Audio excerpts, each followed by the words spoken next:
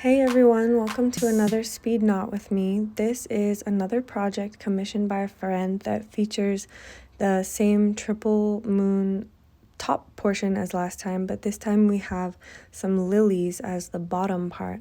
And before I get into talking about it, I want to point out that I realized I had made a big mistake right at the beginning of this video, but I didn't edit it out just to show that everybody makes mistakes no matter how much practice you have, and that's okay. You just need a little bit of patience in order to untie those knots and make things right.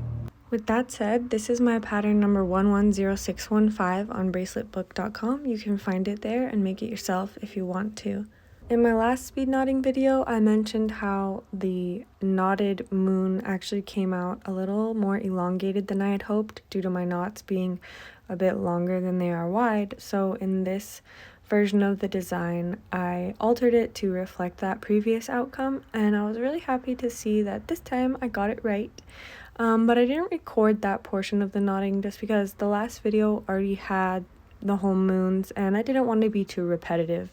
In the early portions of knotting the lilies, I was dubious as usual whether they were gonna turn out to look like the lilies I intended them to look, if they were going to look nice as they did in the pattern, and I was also doubting my color choices. Typical me.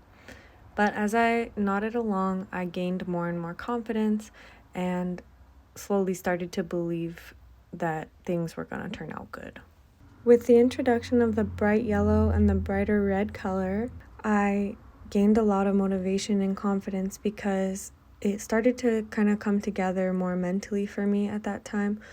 A lot of times when I'm knotting something, I'm staring right at it, directly staring at it for hours, and yet it's as if I can't see it. I have to take a picture of it and look at it on the screen or back away to a distance of 10 feet before I can say, okay, I see that. It looks how it's supposed to look. But something about working on something up close, it's almost as though I can't see it. I don't know, it's kind of hard to explain.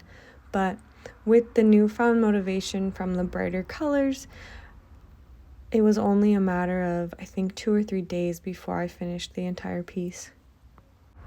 Things really started to get exciting for me when it came time to start the little bud that we see forming here in the middle of the two flowers.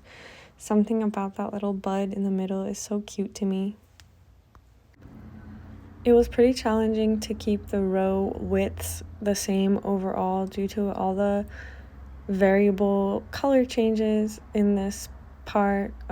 It's not really a symmetrical design, and things were getting a little bit out of control, but I just pressed on without worrying too much about it because I knew that in the end I could mess with it. I could kind of like squeeze and pull until things looked a bit straighter. So I just kept going with the straight edges technique, basically having faith that things would turn out good in the end.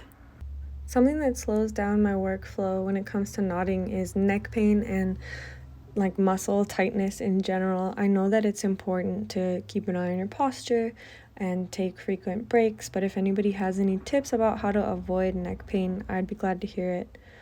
I recently got a steel case office chair, which has made a really big difference. It's a big upgrade from the like plastic IKEA chair that I'd been sitting on. But you know, the chair isn't magical. I do know that I just need to get up and move around and do other things with my life than hunch over and craft all day. But yeah, any tips are more than welcome. Another thing that's new in the workspace for me in this video is I got a new tripod. It's kind of like a jointed arm that attaches to my desk, so although there's still a little bit of wobble, it gives me a lot more freedom of movement than the small tripod I was using before, so it captures a more natural version of my workflow. Here we are at the end of the video. I did end up doing a tapestry end, but I didn't record that. I'll put a few pictures of the final product at the end of the video for everyone to check out. Thanks so much for watching, and I look forward to talking to you in a future video. Bye! Are you gonna